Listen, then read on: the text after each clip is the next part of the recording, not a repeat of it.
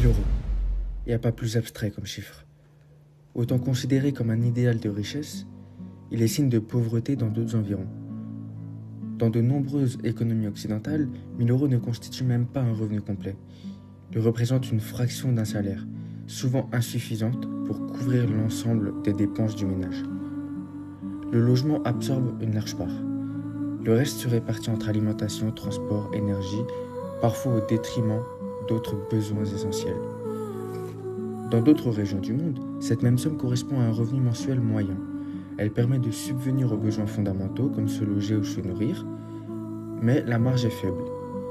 Malgré qu'il existe un équilibre, chaque dépense est pensée et anticipée. Ailleurs encore, 1 000 euros dépassent largement le seuil de revenu de plusieurs mois. Ils deviennent alors une somme exceptionnelle, une réserve qui sécurise. Un capital qui ouvre de possibilités rarement accessibles, se soigner, se financer, s'offrir une scolarité digne. Ce contraste, il ne tient pas au chiffre lui-même, mais à son environnement. Le coût de la vie, les infrastructures, les services publics, les protections sociales transforment radicalement la portée de ce chiffre. Une même somme ne produit pas les mêmes effets selon l'endroit où elle circule. À l'échelle du monde, 1 000 euros dessine une frontière invisible.